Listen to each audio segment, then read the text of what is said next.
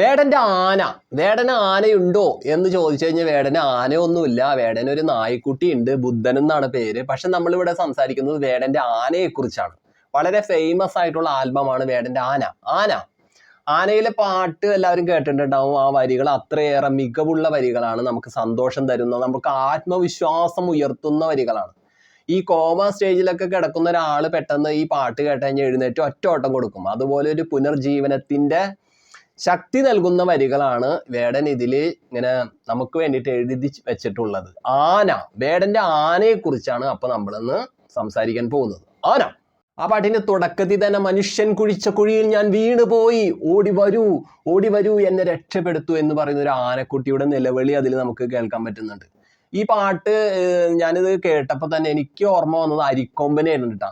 അതായത് അമ്മയുടെ ഓർമ്മകളുമായി ജീവിക്കുന്ന, അത്രയേറെ തൻ്റെ പ്രിയപ്പെട്ട ഇടത്തിൽ നിന്നും മനുഷ്യർ പറിച്ചെടുത്ത് വേറൊരു ഭാഗത്തേക്ക് കൊണ്ടുപോയ അല്ലെങ്കിൽ മാറ്റിവെച്ച അരിക്കൊമ്പൻ്റെ ആ വേദനജനകമായിട്ടുള്ള, പക്ഷെ നമ്മൾ നിലനിൽക്കുന്ന മണ്ണിൽ നിന്ന് നമ്മളെ പറിച്ചെടുത്തിട്ട് മാറ്റുമ്പോൾ ഒരു വേദന ഉണ്ടാവില്ല. ആ വേദനയായിട്ട് എനിക്ക് ഫീൽ ചെയ്തു. പക്ഷെ അത് ആ പാട്ടിലേക്ക് നമ്മൾ ഇറങ്ങി വരുമ്പോൾ ഇത് ആനയുടെ ചിത്രവും ആന നടന്നുപോയ വഴികളും ആന താരകളുമല്ല നമുക്ക് കൂടുതലായിട്ടും കാണിക്കുന്നത് മനുഷ്യന്റെ തന്നെ വേദനകൾ, ഒറ്റപ്പെടലുകൾ. ഇപ്പൊ ഈ മയക്കുമരുന്നൊക്കെ ഉപയോഗിച്ച് അതിൽ നിന്നും പുറത്തിറങ്ങാനാവാതെ ആ കെണിയിൽപ്പെട്ട് ഞെരിഞ്ഞ് ജീവിക്കുന്ന ഓരോ ചെറുപ്പക്കാരുടെ ഉന്നമനത്തിന് അവർക്ക് അതിൽ നിന്നും മോചനം നേടണമെന്നുള്ള ഒരു ഉണർവ് മനസ്സിലേക്ക് വരുന്നത് ചിലപ്പോൾ ഈ പാട്ടിന്റെ വരികളിലൂടെ നമുക്ക് നടക്കുമ്പോൾ പാടുമ്പോൾ കിട്ടും. അവര് ഒന്ന് എഴുന്നേറ്റ് നിന്നിട്ട് ഇനിയും എനിക്കൊരു ജീവിതമുണ്ട്, പ്രതീക്ഷകളാകുന്ന ജീവിതം. ഈ ജീവിതത്തിൽ എനിക്ക് ഒരുപാട് കാര്യങ്ങൾ ചെയ്യാനുണ്ട്. ഞാൻ ആരുടെ വാക്കിലും താഴ്ന്നു പോകേണ്ടവനോ തല താഴ്ത്തി നിൽക്കേണ്ടവനോ അല്ല എന്നുള്ള ഒരു ഊർജ്ജം ഉണ്ടല്ലോ, ഒരു കത്തുന്ന ഒരു ബോധം, അതൊക്കെ ഉണ്ടാക്കാനായിട്ട് ഈ പാട്ടിന് സാധിക്കുന്നുണ്ട്. തികച്ചും ഈ പാട്ട് ആത്മവിശ്വാസത്തിന്റെ, കോൺഫിഡൻറ്റ് ലെവലിന്റെ ഹൈപ്പാണ്. അത്രയേറെ എനർജിയാണ് ഈ പാട്ട് തരുന്നത്. അപ്പൊ ആ പാട്ടിന്റെ വരികളിലേക്കാണ് ആഴ്ന്നിറങ്ങുമ്പോൾ, നിന്റെ ഹൃദയത്തിനോ ഇത്ര കടലാഴം, ഈ കൊച്ചു മനസ്സിനോ ഇത്ര ഭാരം, തനിയെ വന്നതല്ല നീ ഇത്ര ദൂരം, ആരാലും കഴിയുമോ നിനക്ക് നീതാൻ പകരം. നിന്റെ ഹൃദയത്തിനോ ഇത്ര കടലാഴം, ഈ കൊച്ചു മനസ്സിനോ ഇത്ര ഭാരം, തനിയെ വന്നതല്ല നീ ഇത്ര ദൂരം, ആരാലും കഴിയുമോ നിനക്ക് നീതാൻ പകരം. കണ്ടില്ലേ, ഞാൻ ആദ്യം പറഞ്ഞതുപോലെ, അതായത് തനിയെ വന്നതല്ലേ നീ തനിയെ വന്നതല്ലേ, പിന്നെ ആർക്കും കഴിയില്ല നിനക്ക് പകരമാവാനായിട്ട്, വേറെ ആർക്കും കഴിയില്ല. അതുകൊണ്ട് നീ ഉണർന്നെഴുന്നേറ്റ് വാടാവേ എന്നാണ് പറയുന്നത്. ഇപ്പൊ ഈ ആനക്കുട്ടി കുഴിയിലേക്ക് വീണു കഴിഞ്ഞപ്പോ ആനക്കുട്ടീനോട് അവിടെ നിന്ന് എഴുന്നേക്കൂ എന്ന് ആത്മവിശ്വാസം പടർത്തുന്ന കാറ്റ് പറയുന്നതായിട്ടാണ് എനിക്ക് ഫീൽ ചെയ്തത് ഈ പാട്ട് കേട്ടപ്പോൾ. അപ്പൊ ഇത് ഏതൊരു മനുഷ്യനും ഉള്ളിലെ ഒരു തീപ്പൊരി സൃഷ്ടിക്കുന്ന വരികളാണ് വേടൻ എഴുതി ചേർത്തിരിക്കുന്നത്. ഇനി അടുത്ത വരികളിലേക്ക് നമ്മൾ കടന്നു ചെല്ലുകയാണെങ്കിൽ അത് കിട്ടില്ല സംഭവമാണ്. ആകാശത്തൊരു താരകമില്ലാതായി പോയാൽ ആരറിയാൻ, 100 പൂക്കളിൻ കൂട്ടത്തിൽ ഒരു ചിറകിൻ വേദന ആരറിയാൻ, 100 പൂക്കളിൻ തോട്ടത്തിൽ ഒരു കളയിൻ കഥ ഇത് ആർ പറയാൻ, ജീവിതമെന്നോരോട്ടത്തിൽ വീണുപോയവരെ ആര് നിലയ്ക്കാൻ. ഈ വരികൾ പറയണത് ആകാശത്തൊരു താരകമില്ലാതായി പോയാൽ ആരറിയാനാ. ഒരു ഈച്ചക്കുഞ്ഞു പോലും അറിയില്ല, ഈച്ചക്കുഞ്ഞിന്റെ ചിറക് പോലെ അറ്റുപോയ മനുഷ്യക്കുഞ്ഞു പോലും അറിയില്ല. അങ്ങനത്തെ ഉള്ള അവസ്ഥയാണ്. അതായത് സ്വന്തം കാര്യം ചിന്താവ, ആ ഒരു ലെവലിലാണ് ഇങ്ങനെ പോക്കെല്ലാവരുടെയും. 100 കിളികൾ തൻ കൂട്ടത്തിൽ ഒരു ചിറകിൻ വേദന ആരറിയാൻ, അതും ആരറിയില്ല. 100 കിളികളുണ്ട്, 1000 കിളികളുണ്ടെന്ന് വെച്ചോ. ആ കിളിയുടെ കൂട്ടത്തിൽ ഒരു കിളിയുടെ ചിറകിന് വേദന ഉണ്ടെന്ന് ആരറിയാൻ. ഇത് മനുഷ്യന്റെ വേദനയായിട്ട് നമ്മൾ കാണുന്നുട്ടാ. ഒരു വലിയൊരു ജനക്കൂട്ടം, ഒരു ആൾക്കൂട്ടമാകുന്ന ഈ ലോകത്ത് ഒരു മനുഷ്യന്റെ ഉള്ളിലുള്ള ദുഃഖങ്ങളൊന്നും കണ്ടറിഞ്ഞ് ഹെൽപ്പ് ചെയ്യാനോ സഹായിക്കാനോ ഒരു മനുഷ്യനും കടന്നു വരില്ല. അതാണ് ഇവിടെ എഴുതി ചേർത്തിരിക്കുന്നത്. ഇപ്പൊ ഒരു ആനക്കുട്ടി കുഴിയിൽ വീണിരിക്കുന്നു, അതിന്റെ അമ്മയെ കാണാതെ അവൻ സങ്കടപ്പെടുന്നു. അപ്പൊ അവന്റെ വേദനയായിട്ടാണ് വേടനിൽ പറഞ്ഞിരിക്കുന്നത്. അതുകൊണ്ട് തന്നെ ആന എന്നുള്ള ഈ പേര് ഈ പാട്ടിന് കൊടുത്തിരിക്കുന്നതും. അതുകൊണ്ട് തന്നെ ഈ വരികൾ എല്ലാത്തിനോടും കണക്ട് ആവുന്നുണ്ട്. മനുഷ്യനോടും മനുഷ്യ ജീവജാലങ്ങളോടും പ്രപഞ്ചത്തിനോടൊക്കെ ഈ വരികൾ നല്ലതുപോലെ കണക്ട് ആവുന്നുണ്ട്. 100 പൂക്കളിൻ തോട്ടത്തിൽ ഒരു കളയിൻ കഥ യഥാർ പറയാൻ. 100 പൂക്കളുള്ള തോട്ടത്തില് ആ കളയായിട്ട് നിൽക്കുന്ന പുൽച്ചെടിയുടെ കഥ ആര് പറയാനാ? ഒരുത്തനും പറയില്ല. അടിമയായിട്ട് ജീവിക്കുന്നവൻ എന്നും അടിമ തന്നെയാണ്. അടിമയ്ക്കൊരിടം പോലും ചരിത്രത്തിൽ ഇല്ല, ഒരിടവും പോലും ചരിത്രത്തിൽ ഇല്ല. ജീവിതമെന്നോരോട്ടത്തിൽ വീണുപോയവരെ ആര് നിനയ്ക്കാൻ? ആര് നിനയ്ക്കാൻ, ആരോർക്കാൻ? ആരും ഓർക്കില്ല. ജീവിതം എന്നൊരോട്ടത്തിൽ വീണ് പോയവനെ ആരും ഓർക്കോ? വിജയിച്ച് കയറിയവനെ മാത്രമേ എല്ലാവരും ഓർക്കുള്ളൂ. എല്ലാവരും ഇങ്ങനെ മനസ്സിനോട് ചേർത്ത് വയ്ക്കുള്ളൂ, സെൽഫി എടുക്കുള്ളൂ, കൂടെ നിർത്തുള്ളൂ. അല്ലാതെ ആ ജീവിതം എന്ന ഓട്ടത്തിൽ ഓടി എത്താതെ, ഫിനിഷ് ചെയ്യാതെ വീണ് പോകുന്നവർ ഒരുപാട് പേരുണ്ട്. അവരൊന്നും ആരും ഓർക്കുന്നില്ല.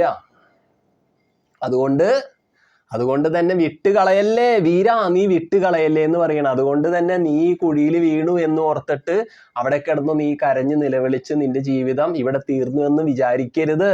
ജീവിതം എന്നൊരോട്ടത്തിൽ വീണു പോയവരെ ആരും നിനക്കില്ല. അതുകൊണ്ട് നീ ജീവിതം എന്നൊരോട്ടത്തിൽ വീണു പോകാതെ തലയുയർത്തി കേറി വാടാ എന്നും കൂടി പറയുന്ന വരികളാണ്. നമ്മൾ അത്രയധികം ഫീൽ ചെയ്യുന്നുണ്ട് വരികൾ. ഇനി അടുത്ത വരികളിലേക്ക് നമുക്ക് കടന്നു പോകാം. അടുത്ത വരികൾ പറയുന്നത്, എന്നെ അറുക്കും മഴുവേന്തുമുടലിനു മീതെ തണൽ വിരിക്കും, കനിയൂട്ടി പശിയടക്കും, എന്നെ എരിക്കാൻ കൊളുത്തി വിട്ട തീയിൽ ഞാൻ വിളക്കുമരം പോലെ പല യാനത്തിനും കര തെളിക്കും. ഇരുളിൽ താനെ പിറപ്പ്, ഇരുളിൽ തന്നെ മരിപ്പ്, ഇടയിൽ വാഴും വാഴ്വിൽ ഞാനും വെട്ടം കാണും ഉറപ്പ്. എന്നെ അറുക്കും മഴുവേന്തും ഉടലിന് മീതെ ഞാൻ തണൽ വിരിക്കുന്നു. എന്നെ അറുക്കാനായിട്ട് ഉയർന്നു വരുന്ന മഴു ഉണ്ടല്ലോ, ആ മഴുവിന്റെ മുകളിൽ ഞാനിങ്ങനെ എൻ്റെ ശിഖരങ്ങളൊക്കെ നീട്ടി തണൽ വിരിച്ച് വലിയൊരു വൃക്ഷമായി മാറും. പോസിറ്റീവ് എനർജിയാണ് പറയുന്നത്. കനിയൂട്ടി പശിയടക്കും, ഞാൻ ആ വൃക്ഷത്തിൽ നിറയെ കനികൾ ഇങ്ങനെ ഉണ്ടാക്കും. ആ വൃക്ഷം എൻ്റെ കൈകളാകുന്ന ഈ ശിഖരങ്ങളിലൊക്കെ നിറയെ പഴങ്ങൾ ഉണ്ടാവും, പഴങ്ങൾ ഉണ്ടാവും. അത് കഴിച്ച് കിളികളും ജീവജാലങ്ങളൊക്കെ വിശപ്പ് മാറ്റും. പശിയടക്കും, വിശപ്പ് മാറ്റും. എന്നെ എരിക്കാൻ കൊളുത്തിവിട്ട തീയിൽ, എൻ്റെ ഈ തലമുടിയെ കത്തിയെരിക്കാൻ, ഞാൻ മരമായിട്ട് ഈ വൃക്ഷമായിട്ട് വലിയ വടവൃക്ഷമായിട്ട് നിലനിൽക്കുമ്പോൾ എന്നെ എരിക്കാൻ കൊളുത്തിവിട്ട തീയിൽ ഞാൻ വിളക്കുമരം പോലെ പല യാനത്തിനും കരതെളിക്കും. അങ്ങനെ ഒരു തീ എന്നെ എരിക്കാനായിട്ട് എവിടെന്നെങ്കിലും ഒരു തീത്തുള്ളി എൻ്റെ നേരെ വന്നാൽ പോലും ആ തീയെ ഞാൻ പടർത്തിയിട്ട് വലിയൊരു വിളക്കുമരം പോലെ നൂറ്റാണ്ടുകളോളം ഇവിടെ നിന്ന് നിറഞ്ഞ് തെളിഞ്ഞ് ശോഭ പരത്തി ഇവിടെ ഇങ്ങനെ വെളിച്ചം വിതറുമെന്നാണ് പറയുന്നത്. അതുപോലെ ആവണം എല്ലാവരും, അതുപോലെ ആയി തീരണം. അല്ലാതെ നമുക്ക് കഴിവുകളില്ല, നമ്മള് വലിയ സംഭവമല്ല, നമുക്ക് ഒന്നുമില്ല, നമുക്ക് പണമില്ല, നമുക്ക് അങ്ങനെ ഒന്നും വിചാരിക്കണ്ട കേട്ടാ. ഈ ജീവിതത്തില് എല്ലാ മനുഷ്യനും വിലപ്പെട്ടവനാണ്, വലിയവൻ തന്നെയാണ്. ചെറിയവനായിട്ടാണ് എൻ്റെ ജീവിതം, ഞാൻ ഈ ചെറിയ ജീവിതം കൊണ്ട് ഒന്നും നേടില്ല എന്നുള്ളത് തോന്നൽ മാത്രമാണ്. നമുക്ക് എന്തും സാധിക്കും, എവിടെയും ഉയർന്നെത്താൻ പറ്റും. അത് തന്നെയാണ് വേടൻ ഇവിടെ പറയുന്നത്. ഇനി അടുത്ത വരി കേട്ടോ, ഈരുള്ളിൽ താനെ പിറപ്പ്, ഈരുള്ളിൽ തന്നെ മരിപ്പ്. അത് അങ്ങനെയല്ലേ, നമ്മൾ ജനിച്ചു വീഴുന്നത് ഇരുളിലാണ്. നമ്മൾ കണ്ണ് തുറക്കുന്ന ടൈമിൽ മാത്രമാണ് നമ്മൾ വെട്ടം കാണുന്നത്. എന്നാലും കണ്ണിങ്ങനെ ചിമ്മി തുറക്കുമ്പോഴും നേരെ ഇരുട്ടാണ് നമ്മൾ കാണുന്നത്. നമ്മൾ മരണപ്പെടുമ്പോഴും നമ്മളൊരു ചെറിയ ഇരുട്ടിലേക്ക് പതിയെ ഇറങ്ങി, ഒരു കാപ്പി നിറമുള്ള ഇരുട്ടിലേക്ക് പതിയെ ഇറങ്ങിയിട്ട് നമ്മൾ പൂർണ്ണമായ ഇരുട്ടിൻ്റെ ആ ഒരു പുതപ്പ് കൊണ്ട് ഇങ്ങനെ മൂടിപ്പോവുകയാണ്. അപ്പൊ അതാണ് ഇതിൽ കാണിക്കുന്നത്. ഇതിൻ്റെ ഇടയിൽ ഈ പിറന്നു വീഴുന്നതിൻ്റെയും ഈ മരിച്ചു പോകുന്നതിൻ്റെ ഇടയിലായിട്ടുള്ള സമയമുണ്ടല്ലോ, അതിലെ ഇടയിൽ ഇരുളിൽ തന്നെ മരിപ്പ്, ഇടയിൽ വാഴും വാഴ്വിൽ, ഇതിനിടയിലുള്ള വാഴും വാഴ്വിലുണ്ടല്ലോ, ജീവിക്കുന്ന ജീവിതത്തിന്റെ ഓട്ടത്തിൽ ഞാനും വെട്ടം കാണും ഉറപ്പ്. ഞാൻ തീർച്ചയായിട്ടും വെട്ടം കണ്ടിരിക്കും. ആ വെട്ടം കൊണ്ട് ഞാൻ വിളക്കുമരം പോലെ ശോഭ പടർത്തും എന്നാണ് ഈ വരികൾ പറയുന്നത്. അപ്പൊ ആരും ഇങ്ങനെ തളർന്ന് വീഴേണ്ട കാര്യമില്ല. ഉയർത്തെഴുന്നേറ്റ് ഇങ്ങനെ ഒന്നാമനായി മാറണം എവിടെയും.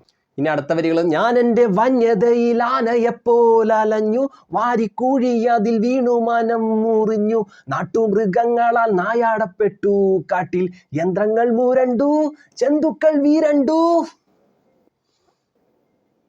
ഞാൻ എൻ്റെ വന്യതയിൽ ആനയെപ്പോലെ അലഞ്ഞു.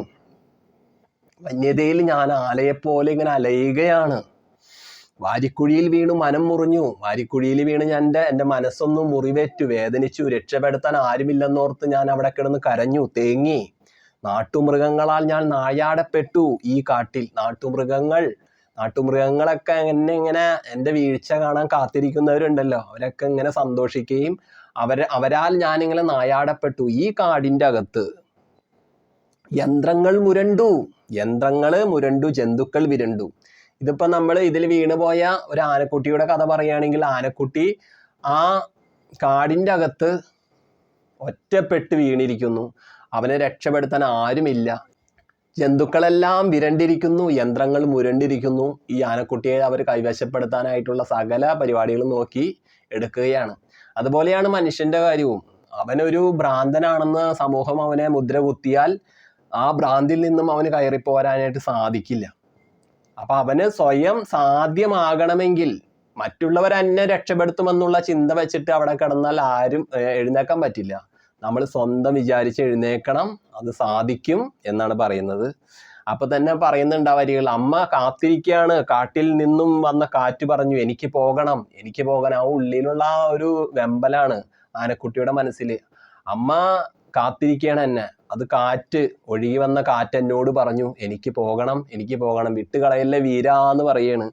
അപ്പൊ തന്നെ പുള്ളി അവിടെ നിന്ന് എഴുന്നേക്കുകയാണ്. പുള്ളി ആ കുഴിയിൽ നിന്ന് എഴുന്നേറ്റ് അമ്മയുടെ അടുത്തേക്ക് തന്നെ പോവുകയാണ്. അങ്ങനെയാണ് ഇതിന്റെ വരികൾ, എനിക്ക് അങ്ങനെയാണ് ഫീൽ ചെയ്തത്. അപ്പൊ എൻ്റെ അഭിപ്രായമാണ് ഞാൻ പറയുന്നത്. അപ്പൊ ഞാൻ പാടുമ്പോൾ കുറച്ചൊക്കെ എന്തെങ്കിലും ഒരു ട്യൂണുകൾക്കൊക്കെ മിസ്റ്റേക്ക് ഉണ്ടെങ്കിൽ ക്ഷമിക്കണം. ഞാൻ ഈ പാട്ടിന്റെ വരികളെ കൃത്യമായിട്ട് എൻ്റെ മനസ്സിന് ഫീൽ ചെയ്ത ആ ഒരു അനുഭവമാണ് ഞാനിവിടെ പറയുന്നത്. അപ്പൊ വീണ്ടും നമ്മൾ ആദ്യം കേട്ട വരികൾ തന്നെ, നിന്റെ ഹൃദയത്തിനോ ഇത്ര കടലാഴം, ഈ കൊച്ചു മനസ്സിനോ ഇത്ര ഭാരം, തനിയെ വന്നതല്ല നീ ഇത്ര ദൂരം, ആരാലും കഴിയുമോ നിനക്ക് നീ താൻ പകരം. നിന്റെ ഹൃദയത്തിനോ ഇത്ര കടലാഴം, ഈ കൊച്ചു മനസ്സിനോ ഇത്ര ഭാരം, തനിയെ വന്നതല്ല നീ ഇത്ര ദൂരം, ആരാലും കഴിയുമോ നിനക്ക് നീ താൻ പകരം. അടിപൊളി സംഭവം ഉണ്ട്. ഇതാണ് ആന. അപ്പൊ ആരും വാരിക്കുഴിയിൽ വീണ് ജീവിതം മുറിഞ്ഞു പോയെന്നോർത്ത് സങ്കടപ്പെടേണ്ട കാര്യമില്ല. ആനയ്ക്ക് അറിയാം ആനയുടെ ബുദ്ധി, അതുപോലെ മനുഷ്യനറിയാം മനുഷ്യന്റെ കരുത്തും ആ ധൈര്യവും ബുദ്ധിയും, മുന്നോട്ടുള്ള ആ ഒരു പ്രയാണത്തിന് വേണ്ടിയിട്ടുള്ള തീമൊക്കെ മനുഷ്യന്റെ ഉള്ളിൽ തന്നെ മനുഷ്യനറിയാം. എങ്കിലും മനുഷ്യനറിയാതെ എവിടെയൊക്കെയോ വീണ് കിടപ്പുണ്ട്. അപ്പൊ അതിനെ ഓർമ്മപ്പെടുത്തി മുന്നോട്ട് വിളക്ക് മരം പോലെ തെളിഞ്ഞ് അങ്ങനെ അങ്ങോട്ട് ജ്വലിച്ച് മുന്നോട്ട് പോ. അല്ലാതെ നമ്മൾ ആരുടെ മുന്നിലും തല കുനിക്കണ്ട. നമ്മുടെ സ്വന്തം ഇഷ്ടത്തിനനുസരിച്ച് ജീവിക്കണം. ആ ഇഷ്ടത്തിന് ആരുടെ മുന്നിലും കൊണ്ടുപോയി അടിയറു വെക്കണ്ട എന്ന് വരെ ഈ വരികളിൽ പറയുന്നു. അപ്പൊ കിഡിലോസ്കി ആയിട്ടുള്ള സംഭവമാണ് വേടന്റെ ആന എന്നുള്ള ഈ ആൽബം സോങ്. നല്ല മികവായിട്ടുള്ള എനർജി ബൂസ്റ്ററാണ് ഈ പാട്ട്. അടിപൊളി സംഭവമാണ്, ഒന്ന് കേട്ട് നോക്കണം. അപ്പൊ ഞാനിപ്പോ പാടുമ്പോൾ വരികൾക്കൊക്കെ എന്തെങ്കിലും മിസ്റ്റേക്കുകളോ ട്യൂണുകളിൽ വ്യത്യാസമൊക്കെ ഉണ്ടെങ്കിൽ ക്ഷമിക്കുക. ഞാൻ ഈ പാട്ടിനെ കുറിച്ച് എൻ്റെ മനസ്സിൽ തോന്നിയ അഭിപ്രായം ഞാൻ പറയുകയാണ്. ആ അഭിപ്രായം എല്ലാവർക്കും അത് കണക്ട് ആവുന്നുണ്ടെന്നാണ് എൻ്റെ ഒരു മനസ്സിലെ ചിന്ത. അത് അങ്ങനെ ആയി മാറട്ടെ. അപ്പൊ അഭിപ്രായങ്ങൾ എന്തായാലും അറിയിക്കൂ. അപ്പോൾ ഓക്കെ, ബൈ.